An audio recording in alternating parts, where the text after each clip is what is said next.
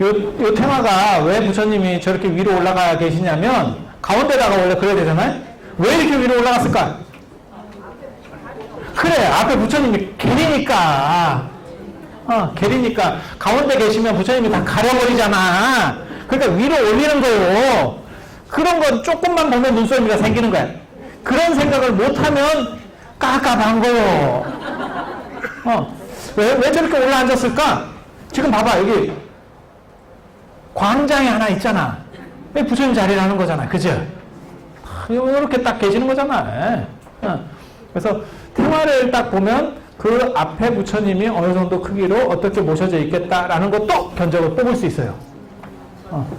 그리고 이 테마의 가장 재밌는 거는 사천왕이 이렇게 동방지국천왕, 남방승장천왕, 서방광목천왕, 북방비사문천왕 이렇게 배치가 되어 있다는 거는 굉장히 특이하다. 왜 특이하냐? 보통은 이렇게 앞에 배치가 돼야 돼요.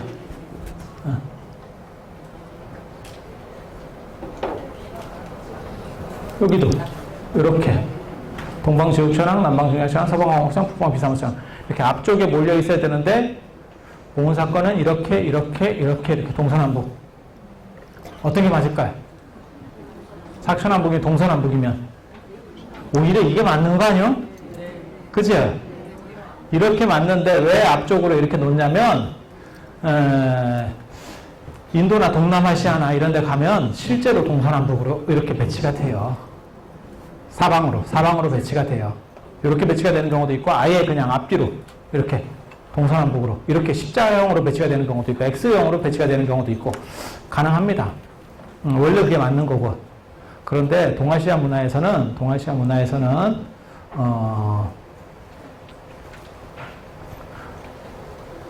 높은 사람이 맨 뒤에 있는 거예요.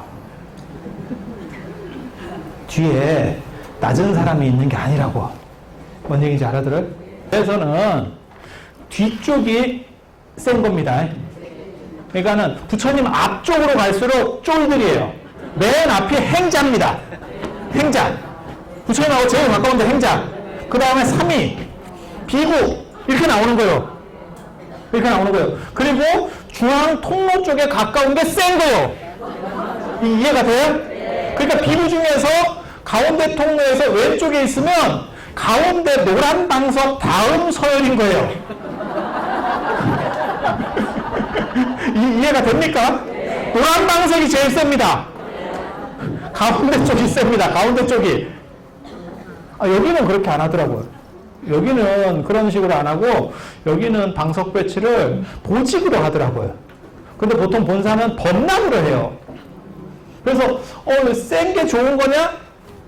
아니요. 법납이 많다는 건 무슨 뜻이에요? 사갔다는 얘기잖아.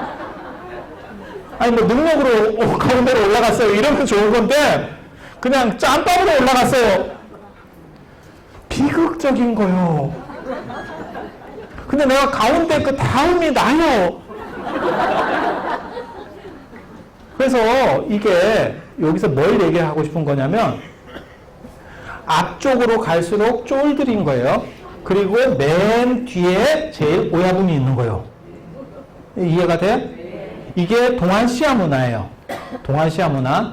그래서 사천왕이 뒷꼭지, 어른 뒷꼭지를 보고 있을 수 없는 거야. 그래서 앞쪽으로 가려면 시키네! 그래서 앞에 있는 거예요. 그걸 일양성이라고 그래요. 일양성이라고. 전문 용어로. 그런데, 왜 그러면 봉은사, 저 사천왕은 왜 동서남북으로 이렇게 뒤쪽으로 있느냐? 그게 조선 후기 때 영향을 받아서 그래요. 조선 후기 때는, 그래도 방위에 맞추는 게 안 나? 라는 생각들이 생겨서 그런 현상들이 일어나는 거예요. 그러니까 봉은사가 되게 재밌는 게 요 후불탱화도 그렇지만 신중탱화도 되게 웃긴다고 저게. 신중탱화도 야 저게 참 진기하다. 어떤 저런 구도를 만들었냐 싶을 정도로 재밌는 것들이 있어. 근데 오늘 거기까지 갈 수 있을랑가 내가 잘 모르겠어. 지금 나도 안타깝다. 말해주고 싶은 게 너무 많아. 우유. 여름에 올릴 때는 멸균 우유를 올립니다. 생우유 치즈됩니다. 결국은 올립니다. 저는 우유 올려놓은 거 보고 깜짝 놀랐어. 제가 늘상 강조하던 게 있거든. 부처님은 차 싫어한다. 우유 좋아할 거다. 우유 좋아할 거다. 왜냐하면 부처님 당시에 인도는 차를 마시는 문화가 아닙니다. 그때는 우유를 마시던 문화, 유목 문화예요. 그래서 부처님은 아마 차 드시면 찝쭈구리한 느낌일 거다. 차 안 마시던 사람이 차를 마시면 대부분 그런 느낌 있죠. 왜 옛날에 그런 얘기들 있잖아요. 보이차 누구 처음 주니까 그 사람이 먹고 뭘 하냐면 시래기 삶은 물도 아니고 뭐 걸레빵물도 아니고 이게 그런 얘기 있잖아요. 실제로 그런 느낌을 받으면 그게 정답인 거예요. 왜냐하면 차는 커피처럼 딱 마셨을 때 입에 딱 붙는 게 아니고 마치 청국장하고 비슷한 거거든. 처음 먹으면 이걸 어떻게 먹지라고 하지만 좀 먹어보면서 이런 거구나 이렇게 좀 시간이 가져요. 커피나 이런 거는 딱 마시면 입에 딱 붙지. 그렇지 않아? 그러니까 커피가 이겼지. 차 망했잖아. 차 망했잖아. 거기서 내가 할 말이 많다. 차에 대해서 내가 참 할 말이 많은데. 아무튼 요 봐봐. 촛대, 향로, 그 다음에 닭이, 그 다음에 마지그릇. 마지그릇 또 겁나 크지. 이렇게 밥을 이렇게 고봉밥으로. 밥이 막 이렇게 살 삐지 나오듯이 막 삐지 나온다. 그렇게 해서 막 올린다. 이렇게. 이렇게. 그거 몰라? 그 예전에 그 DVD 제목 몰라? 만이문의 돌쇠에게 고봉밥을 줬는가.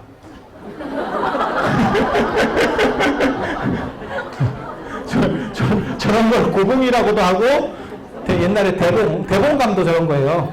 이렇게 위로 확 올라온 거. 그렇게. 그 이제 풍요롭다, 풍성하다. 그런 의미예요. 그런 의미. 그래서 부처님 이렇게 올리는 거고, 그 다음에 이 동아시아에서는 귀한 분들에게 차를 대접했기 때문에 여기 차문화, 닭이라고 하는 게 있는 거고. 그 다음에 향은 원래는 여기 보면 향을 킬 수 없습니다. 이렇게 되어 있는데 원래는 향을 켜야 돼요. 근데 여기는 아마 밖에 향로도 어느 정도 있잖아요. 그렇지 않나? 그렇게 해서 키면 돼요. 원래는 향은 무조건 기도할 때 켜야 돼요. 향이 부처님한테 자기의 뜻을 전달하는 메신저예요.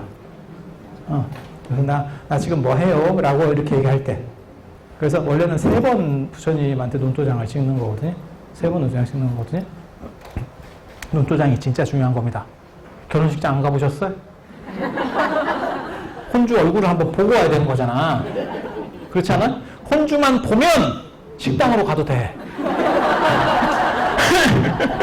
혼주를 봐야 돼, 혼주. 결혼식을 보는 게 아니고 혼주를 봐야 된다니까? 그래서 부처님도 마찬가지예요. 원래 향으로 그 뜻을 전달하는 거고, 옛날에는 소리도 했었어요. 일본 사람들은 손바닥 치는 거 있잖아요. 근데 옛날에는 이렇게 좌종이라고 해서 땡 치는 게 있어요. 중국 같은 데 가면 다 이렇게 땡 쳐줘요. 돈 넣어주면 땡 쳐주는 게 있어요. 그리고 돈 넣고, 자, 이렇게 넣습니다. 이렇게. 눈도장을 잘 찍어야 돼. 근데 부처님이 약간 이렇게 눈을 감고 있기 때문에 더 잘 찍어야 돼. 여기 올립니다, 여기. 여기 1,000원. 분명히 1,000원. 그거 잘해야 돼. 그럼 1,000원 뛴다. 그래서, 그렇게 원래 하도록 돼 있어요. 그리고 옛날에는 소원지라고 해서 소원지를 직접 적어서 넣는 것도 있어요. 소원통이라고 하는 게 있었어요. 그래서 여러 가지로 부처님은, 제가 기도할 때 늘상 말씀드리는 건데, 기도는 구체적이고, 그 다음에 꼭 될 만한 걸 그 사람한테 부탁해야 돼요. 그거는 뭐든지 마찬가지예요. 다른 사람한테 부탁할 때 돈 꿀 때 다 마찬가지예요. 그러니까 허황한 걸 하면 안 돼. 그 사람하고의 관계, 그러니까 친밀도. 예를 들어서 이 사람 정도면 한 100만 원은 꿀 수 있을 것 같아. 얘는 전화만 해도 500원 쏴줄 것 같아. 뭐 이런 게 있잖아요, 다. 물론 주변에 10만 원 이상 먹고 이러면 인생 헛살았지. 너무 슬픈 거지. 그래서 그런 부분들이 있어요. 그래서 딱 될 만큼의 요구를 하는 게 굉장히 중요해. 그 이상을 얘기하잖아요. 그러니까 제일 답답한 게 뭐냐면 안 될 걸 얘기하는 거예요. 알아서 해주겠지. 알아서 좋은 거. 그렇게는 하는 게 아니에요. 그러니까 기도의 기본 원칙은 구체성과 될 만한 거를 부탁해야 돼. 청탁의 기본 원칙이기도 해, 그게. 돈 꿀 때의 기본 원칙이기도 해. 뭐든지 다 마찬가지예요.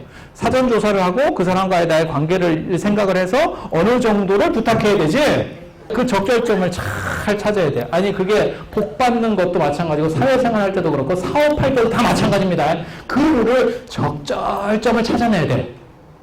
왜 기도가 잘 안 되느냐? 1,000원짜리 넣으니까 그래.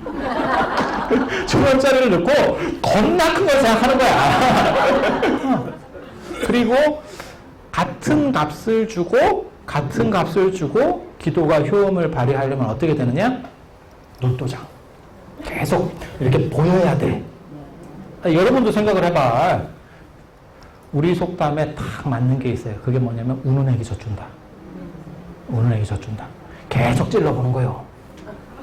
사업도 마찬가지고 뭐든지 마찬가지라니까. 그냥 계속 찔러보면 나중에 말빛 때문에라도 뭔가를 해준다니까 사람이. 그런 게 있어. 그냥 계속 밀고 가는 거야. 그게 인생 사는 법이라니까. 그렇게 해서 가는 거예요. 그렇게 해서 가는 거예요. 그래서 기도할 때도 마찬가지예요. 사실 그런 것들이 다 필요해요. 그리고 꼭 이름 써야 돼. 어디든. 나 같으면 우유에도 이름 쓴다.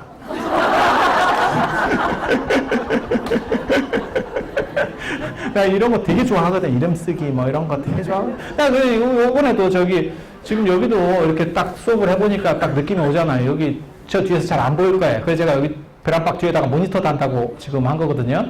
이 베란박 뒤에다가 2개. 그렇게 해서 모니터를 2개를 딱 큰 걸 다루면 뒤에도 잘 어느 정도 이상 보일 거야. 그런데 제가 뭐라고 얘기했냐면 들어온 돈은 무조건 다 쓴다. 들어온 돈은 무조건 다 쓴다. 그리고 이름표를 대다 잘 만들어준다. 그게 기본이야. 이름표를 잘 만들어준다. 그게 기본이에요. 그리고 그게 그래야 사람들이 그걸 쓰면서 거기에 마일리지가 적립되는 거예요. 이렇게 척척척. 진짜 그런 룰들이 있다니까요. 이런 거 내가 설명해주면 기도법에 대해서 진짜 한번 하면 또 재밌어요. 어떻게 해서 기도를 성취하는 기도법. 안 돼. 할 수가 없어. 할 수 없다. 그리고 이렇게 이름 쓰는 거는 아니에요. 절대 이런 거는 행동을 하면 안 돼. 원래는 석가모니불, 약사열애불 이렇게 이름 써놓는 거 아니에요. 이름은 밑에 사람이 쓰는 거지 위에 사람은 절대 쓰는 거 아니에요. 저런 것도 굉장히 좀 뭘 몰라서 하는 행동들이에요. 임금님 이름표 붙이겠어? 학생이 이름표 붙이는 거예요. 선생은 이름표를 안 붙여요. 학생이 붙이는 거예요. 비행기를 타봐. 이름표 붙이는 놈들은 다 직원이요. 서비스하는 사람. 맞다니까. 위에는 이름표를 붙이지 않는다니까. 그것도 모르는 거예요 지금. 나 깝깝해. 저 법당에 모든 부처님 이름표 다 붙이고 있어. 내 말에 틀리나 맞나 봐봐. 거기 서 있는 부처님도 다 이름표 있어. 바닥에. 다 있어. 그래서 저런 거 그러면 못 붙이면 어떡해요? 그럼 제가 그래서 그런 얘기 하거든요. 한쪽에 차라리 뭘 만들어 놓고 여기서 이렇게 배치도를 투시도로 만들어 놓고 거기다 붙여라. 저 앞에다가 붙이는 거 뭐 죄수도 아니고 이렇게 하는 거 아니다. 라고 이런 데서만 얘기해.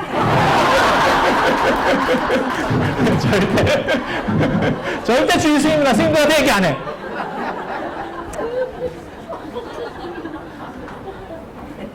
수미단과 닷집.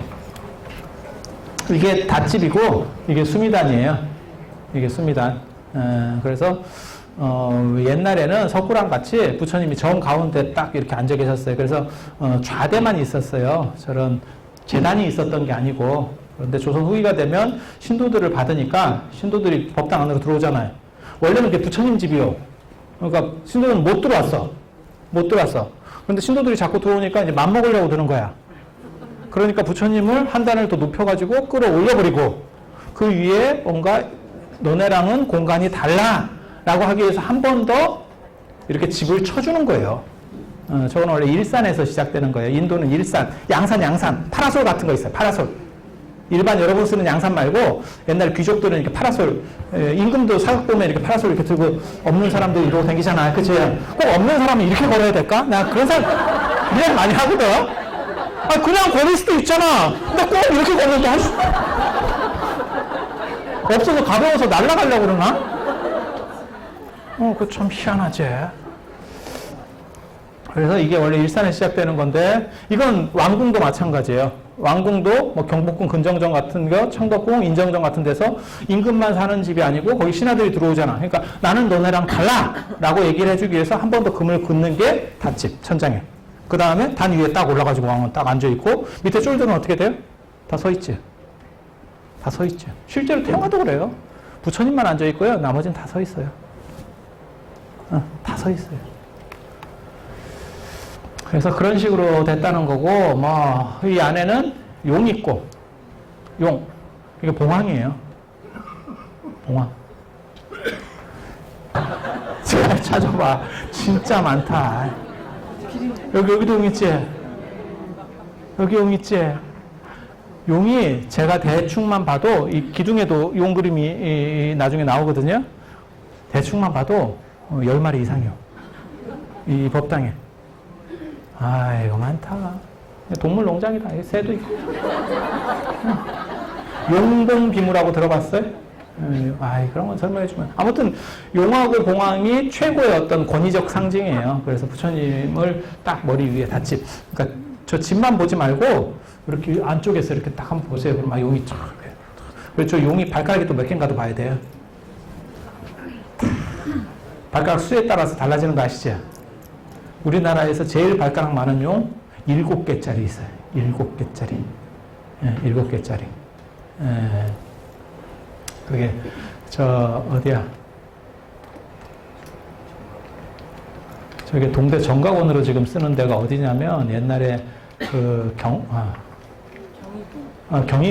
경희궁께 일제시대 때 헐려가지고 그쪽으로 옮겨가는데 거기에 7개 다리가 있다는 거예요. 근데 난 모르겠어요. 나는 아무리 사진으로 땡겨도 7개인지 정확히 잘 모르겠더라고. 근데 뭐 7개라 하니까.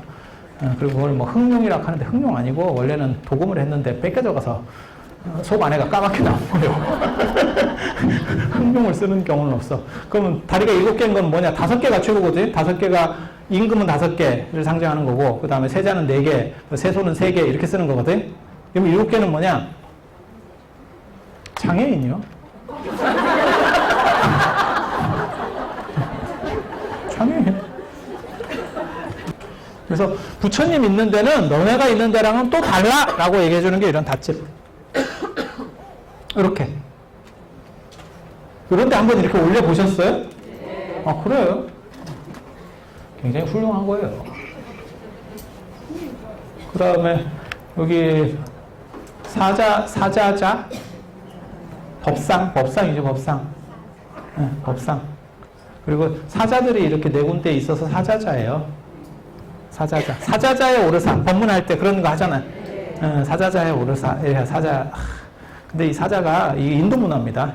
인도는 최고의 논사들, 그러니까 말 잘하는 사람들에게 의자를 탁 할 때 밑에 사자를 4마리 탁 배치해줘.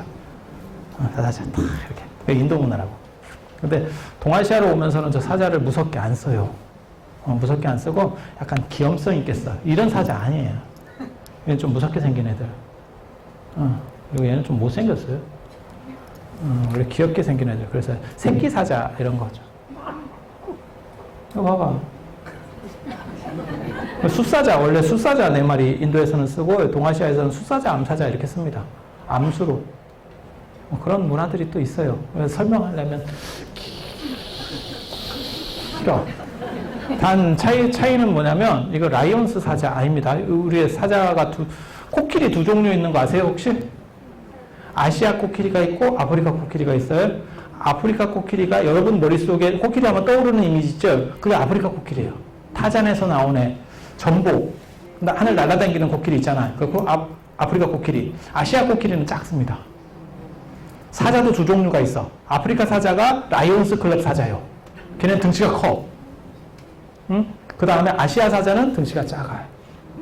그래서 인도 가보면 사자를 조각해 놓은 거 보면 애가 조금 약간 얼핑해 보이는데 아시아 사자. 아시아 사자. 종이 다르다니까? 그러니까 여러분이 지금 사자 한 머릿속에 떠오르는 건 아프리카 사자예요. 떡대 큰 애. 이렇게. 그래서 옛날에는 이런 동물들을 좀 무서워했기 때문에 새끼 사자를 귀염성 있게 써요. 이거 사자. 사자.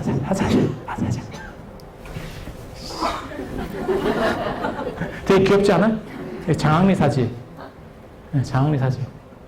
옛날 그림들 보면 사자절에도 다 이렇게 귀여운 애들, 이렇게 왜 귀엽게 쓸까요? 무서워서 그래요. 호랑이도 우리도 마찬가지예요. 호랑이 하면 우리가 대부분 무섭게 표현하는 게 아니고 귀엽게 표현해. 산신각이나 삼성각 가보세요. 그러면 애가 약간 귀염성 있게, 왜? 무서워서 그래요. 이게 새끼사자라는 뜻이에요. 되게 귀엽지 않아요? 별로 이게 감흥이 없구나.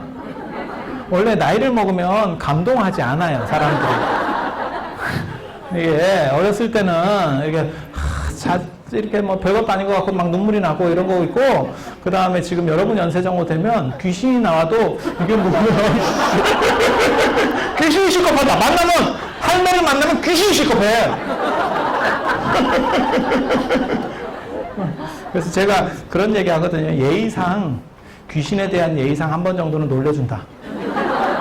나타난 귀신들 얼마나, 엇벌쭘하겠어. 나중에 이게 장학리 사지 같은 데 이런 데 가면 이 사자 보는 재미가 좋다. 이게 군데군데마다 있어요. 이게 좌대, 부처님 좌대.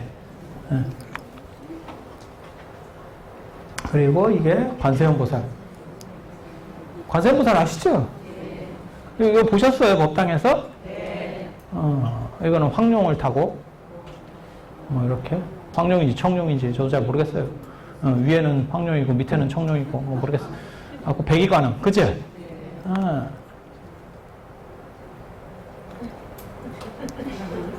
여기에 이제 원래는 아미타불, 그죠?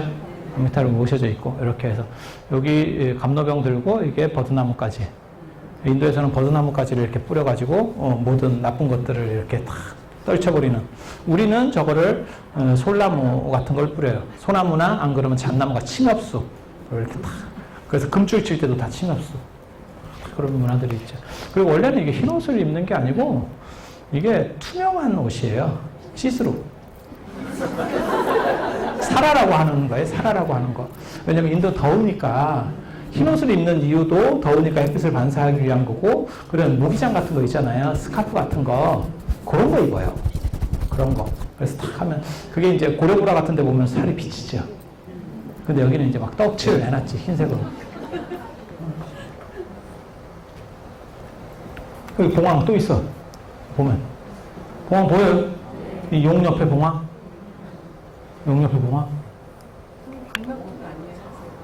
극락 쪽 어딨어요? 요 관세음보살, 그치? 관세음보살 많더라. 이마에 이렇게.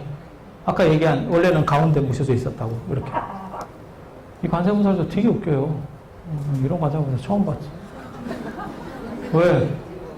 애 들고 있잖아요. 애 들고 있는 거는 송자관음이거든. 근데 전체적인 구도는 이거는 해수관음이에요. 해수관음. 그래서 두 가지가 섞여 있는 거예요, 지금. 그 다음에 여기는 지금 11명 관세음보살. 여기는 수염이 나 있고, 아까도 얘기했지만 여기 머리 파랗죠. 여기는 머리 까맣죠. 눈썹은 파랗고. 그죠? 여기는 눈썹도 파랗고, 머리도 파랗고. 이제 한번 주워 들으니까 보이죠? 그 다음부터 이제 머리만 본다, 또 이제. 머리만 본다.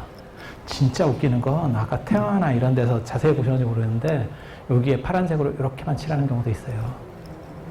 두 개로 이렇게 약간 이제 꼬리머리 이렇게 내릴 때 거기만 파랗게, 나머지는 까맣게. 이런 거 얘기하면 또 한참 가요. 근데 얘기하기 뭐 그러니까 나 이 용 보고 깜짝 놀랐네. 이게 입을 혀 깨물었는가 봐. 이게 원래 앞으로 이렇게 해서 이렇게 불을 토하는 것처럼 이래야 되는데 옆으로 이렇게 해가지고 아마 뭐 뺑기 치라고 뭐 하다가 옆으로 이렇게 놔뒀다가 그냥 놔뒀는가 봐. 근데 다 이러고 있더라고. 원래는 이게 앞으로 꽂아야 되거든. 이게 재밌어. 이게 불 나오는 거야. 입에서 불 나오는 거. 근데 옆으로 이렇게 바람이 부나? 아니, 6마리가 있는데 6마리가 다 그래요. 그래서 만들다가 이렇게 칠해놓고 이렇게 꽂는다는 게 안 꽂은 것 같기도 하고 모르겠어요. 가보면 재밌어요. 여기 용 타고 있잖아. 그죠? 이런 거 보셨어요? 법당에서? 자세히 찾아보세요. 여기 용 있잖아. 이 용은 긴 용 아니고 좀 짧은 용. 그지? 아까 그냥 긴 용 아니고. 그래서 이 운용도, 용이 움직이면 원래 구름이 움직이거든? 구름이 움직이거든? 그래서 운용이라고 하는 거예요. 용이 움직이면 구름이 움직이고, 그 다음에 호랑이가 움직이면 바람이 움직인다. 운종용, 풍종호라고 주역에 나오는 얘기예요. 그렇게 해서 용만 있나? 또 이게 보면, 이게 봉황일 거예요. 봉황하고 이게 모란. 네, 모란. 그래서 모란이라고 하는 건 가장 풍요롭고 풍성하고, 모란이 목단입니다. 네, 그리고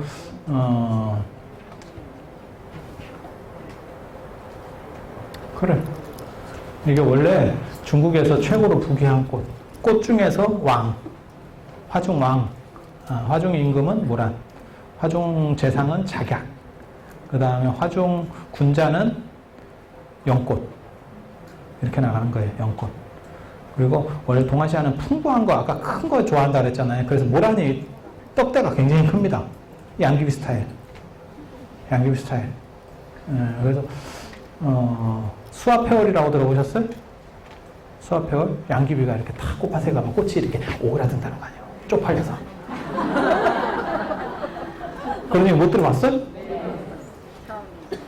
아니, 그런 거 있어요. 사대미인 할 때 나와. 달도 숨는다. 그 다음에 꽃이 오그라든다. 근데, 양귀비가 아마 떡대가 커서 그랬을 수도 있어요. 양귀비가 떡대가 크거든. 떡대는 큰데 발은 작고 이래가지고 이렇게 오리같이 걸어다니는 사람이거든. 그래서 모란이라고 하는 게 이게 큰 풍성한 미감이라고 하는 거고, 그 다음에 연꽃도 아주 떡대가 크죠. 여기 보면 이건 코끼리. 코끼리도 있죠. 이건 파초. 파초 압니까? 바나나 나무 같은 거 있잖아요. 파초. 이게 절에 파초를 많이 심어요. 왜 그러냐면 저 파초가 이렇게 벗겨보면 양파같이 속에 아무것도 없어요. 그래서 현상은 있지만 실체는 없다. 그게 공사상을 나타내는 거예요. 그래서 파초를 심어요. 파초 모르는 거 아니에요? 파초하고 수국 많이 심는데 수국도 절에 많이 심어요. 수국을 또 다른 말로 절에서는 뭐라고 그러냐면 불두아라고 그래요. 불두아. 부처님 머리가 생겼다고. 부처님 머리꽃. 수국 뭔지 아시죠? 이렇게 크게 이렇게 퉁실하게 생겨가지고, 그죠? 이건 흰 코끼리. 흰 코끼리.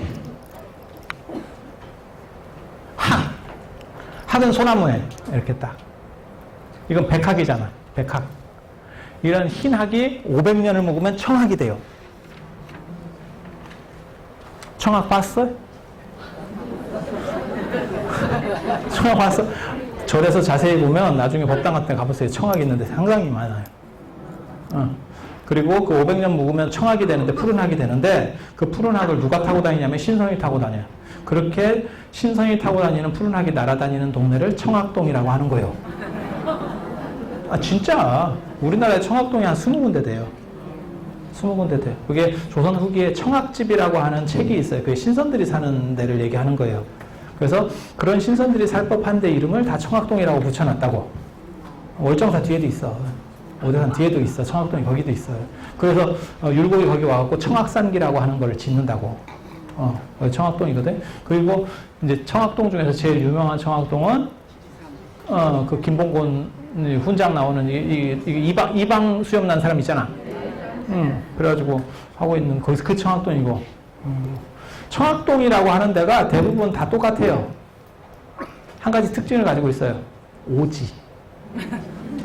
오지. 예. 전람도 피해간다는 거잖아요. 이유가 뭘까? 오지. 오지. 내가 그래서 그런 얘기 했다. 한참 북한에 핵 개발하고 한참 할 때 제가 그런 얘기 했다. 월정사는 안전하다. 월정사는 안전하다. 왜? 핵값도 안 뽑힌다. 핵을 떨어뜨려도 마이너스야. 아니, 지정신이 아니고서야 돈 들여서 핵 만들었는데 그게 사람 많은데 떨어뜨려야지. 그런데 떨어뜨려서 뭐 할 거요? 야, 그래? 청정지역이요. 그래서 제가 그런 얘기도 하는데 사람들 생각으로는 공기 좋은데 뭐 이런 데 살아야 되는 거 아닙니까? 공기 좋은데 치고 사람 살만한 데 별로 없어요. 살아봐. 공기 좋은 데 치고 살기 편한 데 있나. 공기만 좋다. 진짜 공기만 좋아. 그리고 그런 얘기 하잖아요. 뭐 아파트에서 뭐 시멘트 똑을 먹는다 어쩐다 어쩐다. 아이고 시멘트 똑 먹고 산 뒤부터 오래 살았어 인간이. 그 전에 다 웰빙으로 살았고 다 황토집에서 살았어. 그때 일찍 죽었어. 유사일대로 계속 황토집에서 웰빙으로 살았어. 우리 조상들이 5천년 동안 일찍 죽었어. 시멘트 똑 먹고 농약 먹고 MSG 먹은 뒤부터 오래 살아.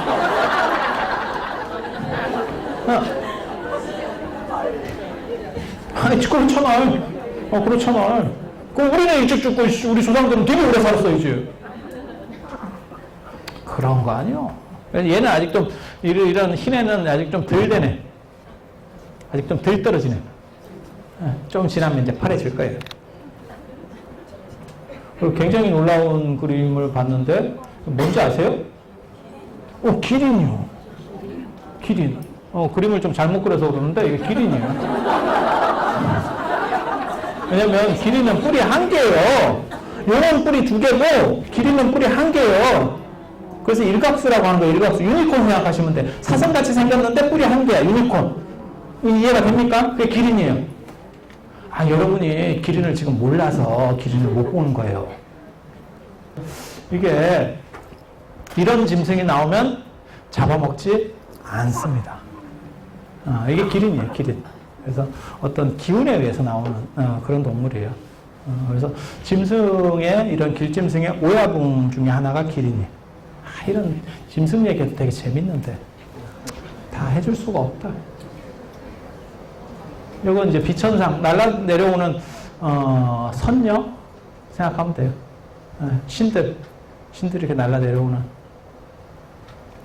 여기도 이제 뭐 얘기할 게 있는데 그냥 갑시다. 모란, 연꽃, 연꽃이 이게 수입품인데 한 방에 동아시아의 미감을 확 휘어잡으면서 왜 떡대가 좋아? 모란보다 떡대가 더 커. 그래가지고 연꽃을 얼마나 좋아했냐면 수련 있지, 토련 있잖아, 토련이 토란이요. 토련이 토란이요. 비슷하지 않아? 토란 줄기가 연줄기가 비슷하지 않아? 그렇지 않아? 목련 있잖아. 뭐 목련 처음 들어봤어요? 목련꽃 필 때까지 뭐 이런 거 있잖아. 그죠?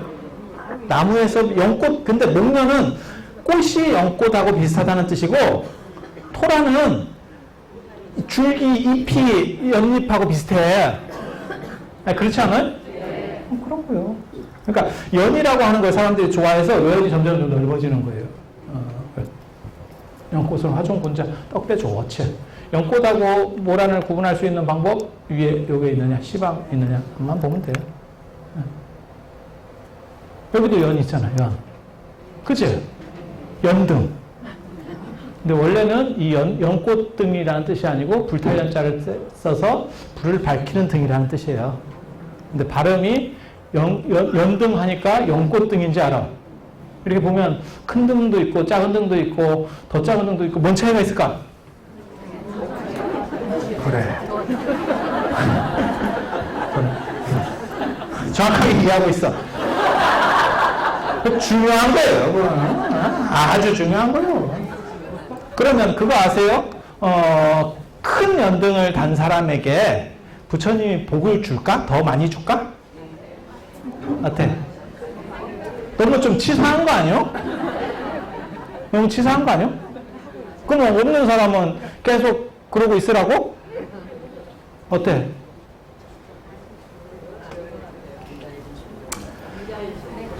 법성기에 보면 뭐라고 나오냐면 부처님은 다 똑같이 해준대. 마치 보석비가 하늘에서 떨어지듯이 다 똑같이 떨어진다는 거예요. 단 사람들이 그릇 크기가 다르대. 그래서 이 큰 연꽃을 가지고 있는 사람은 다라이 같은 걸 하나 갖고 있는 거야. 작은 연꽃을 가지고 있는 종재기. 부처님이 차이를 주는 게 아니고 내 그릇 차이가 있어. 그릇 차이가. 그렇게 해서 그릇 차이가 있으니까 알아서 하라는. 알아서 하라는. 사실은 지금 여기 신중단도 해야 되고, 그 다음에 영단도 해야 되고, 뭐 할 게 많아요. 근데 다 하기는 그렇고, 제가 절하는 거하고 기본적인 몇 가지를 말씀을 드릴게요. 지금 몇 가지를 말씀을 드릴게요. 일단, 법당에는 가운데로 들어가지 않습니다. 가운데 길은. 그거를 어간이라 그래요. 어간이라 그래요. 한 칸 할 때는 공간을 얘기하는 거고, 칸 할 때는 그냥 길이를 얘기하는 거예요. 그래서 어칸, 뭐 마찬가지예요. 그렇게 해서 가운데를, 옛날에는 임금이나 이렇게 다니는 거예요. 그리고 위패를 모셨을 때는 거기가 사당에서도 가운데를 안 다니거든요. 그걸 신도라고 합니다. 신들의 길. 아니면 조상의 길. 그래서 조도라고 해요. 조상들이 다니는 길. 그래서 거기는 피하고 양 옆으로 들어갑니다. 그래서 저 같은 경우도 가운데로 안 들어가요. 스님들은 가운데로 들어가고 뭐 이러는데 가운데로 안 들어가면 가운데로 들어가면 그걸 간복한다는 거예요. 우린 그런 거, 간복이 뭐냐면 마일리지 차감.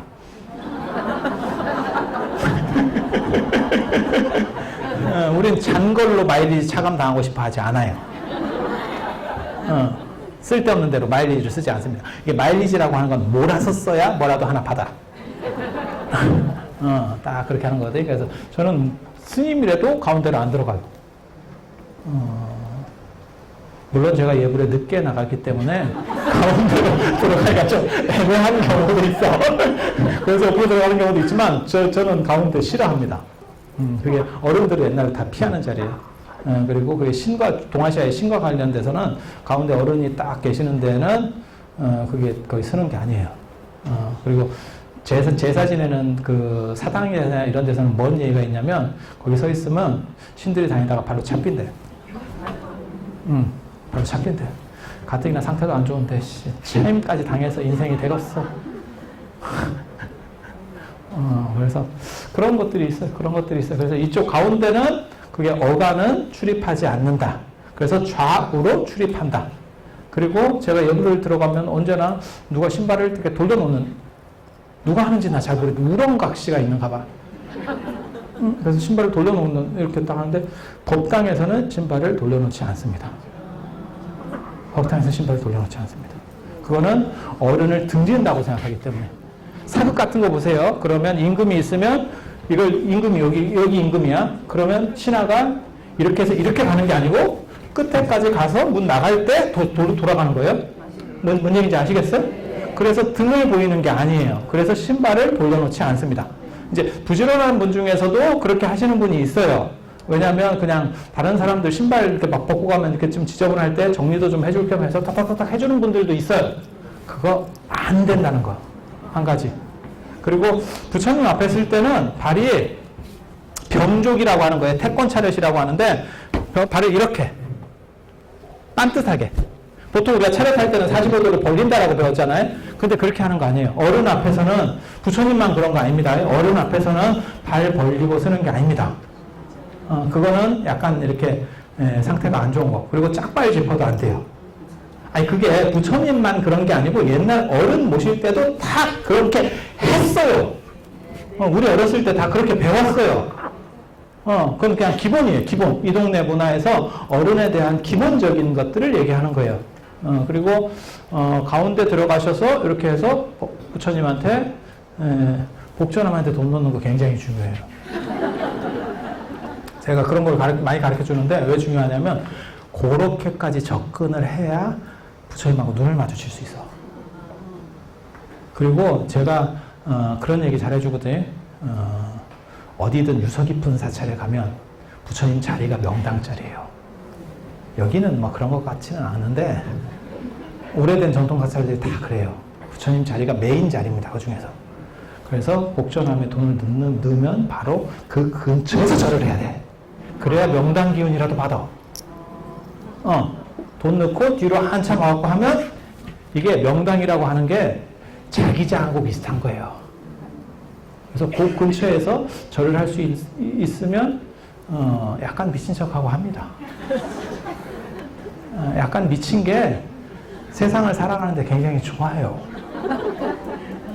제가 예전에 그런 얘기 했거든요. 꼭 사람이 유재석 같이 살 필요는 없다. 박명수 같이 살 수도 있고, 김구라 같이 사는 것도 인생이다. 왜 유재석 같이 살려고 하느냐? 유재석도 사실 개인적으로 만나면 스트레스 받고 있을 수도 있어. 너무 모범생 이미지 때문에, 막, 뭐 호텔에 가서 자고 나올 때도 막 입을 개고 나와야 될 것 같고, 막 이런 거. 피곤하잖아. 박명수 같으면 수건을 훔쳐가도 괜찮을 것 같은 이미지. 아니, 그렇지 않아? 되게 편할 것 같지 않아요? 박명수니까 훔쳐간 것 같다! 막 이렇게.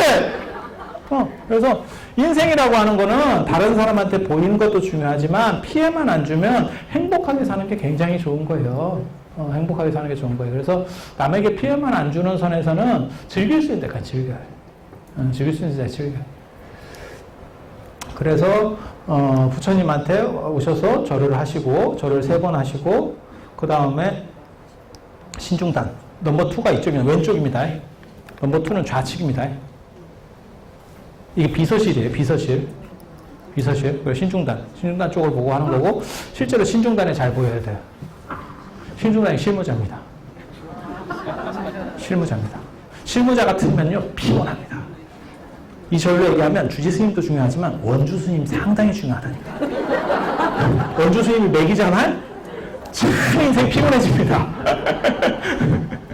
뭔 얘기인지 알아요? 결정권자 물론 중요한 거예요. 근데 실무진에서 틀면 해줄게요 2달도 민다. 그런 거 있어. 그래서 이 실무자 굉장히 중요해요. 그래서 저는 신중단에 절하라는 얘기를 굉장히 잘합니다. 그 성철 스님이 자꾸 신중단에 절하지 말라 이런 얘기를 하는데 그건 안 맞는 얘기입니다. 신도들은 신중단에 잘 보여야 돼요. 그래서 인생을 바꿀 수 있는 건 사실 이쪽이에요. 이쪽에서 키를 많이 쥐고 있어. 그래서 무슨 깨달음을 얻고 이런 거면 뭐 이쪽의 관계가 별로 없을 수도 있는데, 그러니까 성철 스님 말씀은 그런 거예요. 스님들이 신중단은 불법성 삼보를 옹호하는 집단인데 거기다 절을 한다는 건 안 맞는 거 아니냐. 근데 그거는 스님들 얘기고 신도들은 당연히 하는 거예요. 그래서 저 같은 경우는 특별하지 않으면 저도 합니다. 나는 낮은 사람한테도 굽힐 수 있어.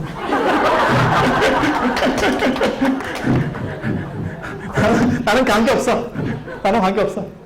그리고 성철 스님 이전에는 다 절을 했어요. 그게 최근에 바뀐 룰이에요. 여기 여러분들 중에서도 아마 절에 오래 다니신 분들은 예전에 했었어요. 그래서 신중단에 특별하지 않으면 절을 하거나 눈도장을 반드시 찍고, 그 다음에 뭔가 기원이 있으면 이렇게 여러 명이 있을 때는 딱 한 명을 꽂아서 얘기하는 거예요. 눈도장이 중요한 거라니까. 옛날에 제가 공법 책에 보면 그런 것도 있어요. 다른 사람한테 부탁할 때 그런 거 모르세요? 내가 위기에 처했을 때 지나가는 사람한테 도와주세요라고 하면 안 도와준다는 거잖아요. 사람들이 누군가 도와주겠지 이렇게. 너 도와주세요 라고 해야 된다는 거야. 너 도와주세요. 그래서 신중단에 땡어리가 있어요. 그래서 해주세요 그러면 알아서 하겠지. 서로 밀어.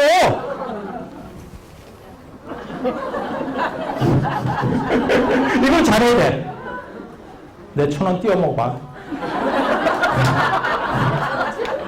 내가 원기가 돼서 어깨에 앉아있는다. 죽은 뒤에 내가 당신 어깨에 앉는다. 그런 정신. 그 정도는 뭔가 의지가 있어야 돼요. 그리고 영단 쪽, 이쪽에는 이제 감로단이라고 해서 영단이거든요. 영단. 다 있어요, 뒤에 가면. 이게 신중단. 신중단이 32분이에요. 제가 시험봤거든요. 32분. 제일 센 이쪽. 이렇게. 제일 셉니다. 용입니다, 용. 여기 제석천, 범천, 위태천, 용. 용 얼굴 한번 보실래요? 제석천은 눈깔 셋. 삼목이라 그러는 거예요, 삼목. 눈깔 셋.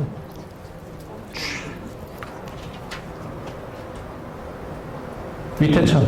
금강재로 들고 있는 위태천. 이건 봉익관이라고 하는 게 봉황 날개 같이 생겼다. 촤 이렇게 목도리 도마뱀이 아니고. 여기 용. 용인지 어떻게 아느냐? 다 수염이 젖었잖아. 그리고 용 뿔 있잖아. 그리고 여의주예요. 젖은 거 안 보여요? 수염 젖은 거? 여기 수염 말랐잖아. 수염 젖었지? 조금만 보면 보여. 아니 근데 뭐 이런 얘기를 계속 할 생각은 아니고, 이런 거 다 설명해 주면 한참 걸려서 안 돼. 원래는 설명해 주려고 이렇게 했었어요.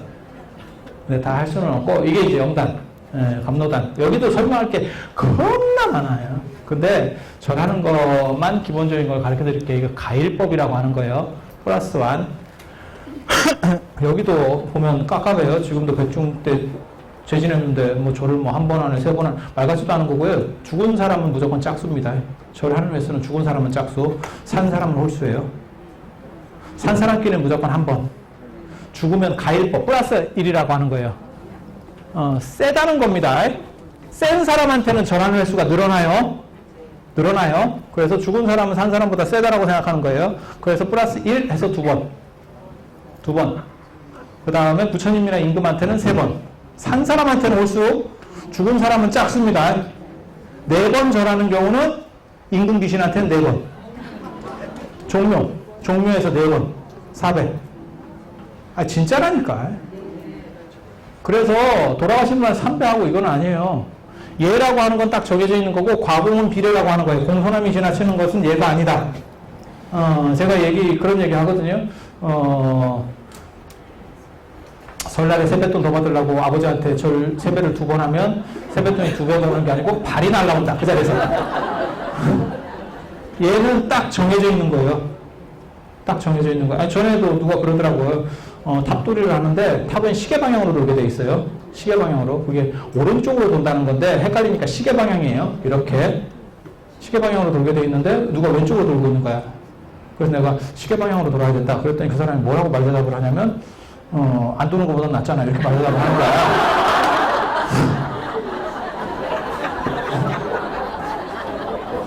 근데 그거는 기본을 모르는 얘기예요. 예라고 하는 거는 이상하게 하는 것보다는 안 하는 게 나아요. 이상하게 하는 건 안 하는 게 나아요. 야, 그 얘기는 참 안 해줬다. 율장에 뭐라고 나오냐면, 오른쪽으로 탑을 안 돌고 왼쪽으로 탑을 돌면 재앙이 내린다고 돼 있어요. 재앙이 내린다고 돼 있어요. 그건 상대를 모독할 때, 인도 사람들은 반대로 돌면 상대를 매기는 거예요. 그러니까 예를 들어가지고 누구한테 전화로 와가지고 절 2번 해봐. 그거 매기는 거잖아. 그러면 저놈이 나를 존경하는가 봐. 2배로 따따블 존경이야? 이렇게 생각하겠어요? 저런 이렇게 나오는 거 당연한 거 아니에요? 그래서 예라고 하는 건 딱 기준이 있어요. 그래서 죽은 사람은 짝수, 산 사람은 홀수. 기본 생각 그거 딱 기억하세요. 그리고 세면 절하는 횟수가 늘어난다. 그런 것도 기본적인 거니까 그냥 생각하세요. 그리고 내 귀신이 없으면 영단에는 굳이 절 안 해도 됩니다. 그리고 법왕로 같은 데가 굉장히 문제인데, 영단을 조성해놓고 거기다 아미타 부처님을 모셔놓으니까 사람들이 이걸 어떻게 해야 돼요? 이렇게 물어보는데, 조성 자체가 잘못됐어요. 그건 같은 세트로 들어갈 수가 없어요. 레벨이 다른 거를 같이 섞어서 넣을 수가 없어요. 그러니까 패키지 상품이 안 되는 걸 패키지로 묶은 거야. 동남아 여행을 가고 유럽 여행을 패키지로 같이 묶어놓은 거예요. 그러면 사람이 죽어요. 갈 수 있을 때 여기 뭐 방콕 들렸다가 이쪽으로 잠깐 들릴게요. 이건 가능해. 그렇게 하는 거 아니에요. 그래서 영단의 부처님을 모시는 거는 원래는 아니에요. 영단의 부처님 모시는 게 아니에요. 나중에 이제 감로테마 이렇게 보면 여기는 7열애가 있어요. 그거는 재지내는 모습을 나타내는 거예요. 그리고 여기에 보면 또 이제 서방 극락으로 가는 또 기가 막힌 가이드가 있어요. 우리 가이드계의 시조. 일루왕보살이라고. 일루와 이러면서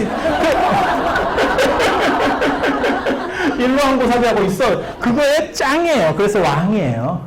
인도자의 왕. 그런 이야기들. 할 거는 많은데, 오늘은 시간이 안 되니까, 이 정도 하고,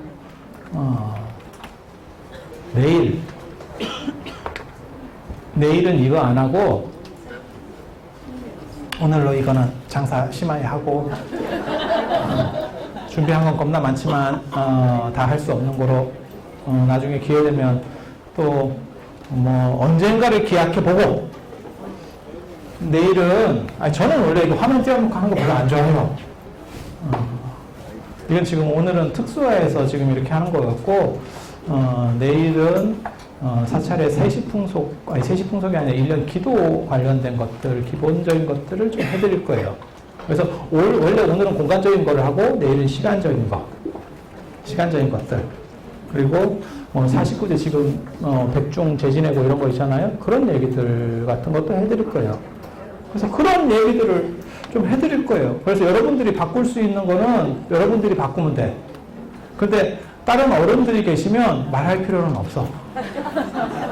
마치 제가 주의스님한테 얘기하지 않듯이. 그게 오래 사는 방법이요. 우리 속담이 딱 맞아. 모난돌이 정 맞는다고. 굳이 정 맞을 필요 없어. 근데 나는 가만히 있어도 정을 좀 잘 맞아. 그냥 뭐 하는지 나는 잘 모르겠어. 그래서 오늘은 이 정도 하고 내일 2시에 또 여기서 할 거예요. 자리가 좁은데 어떡합니까? 제주껏 해. 뭐 그러면 어쩌겠어.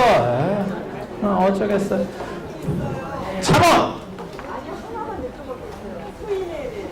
그거 안 돼. 지금 시간이 다 끝나서, 자, 오늘 그러면 이상 마치고, 내일 또 2시에 뵐 수 있도록 그렇게 하겠습니다. 자, 오랜 시간 고생들 많이 하셨습니다.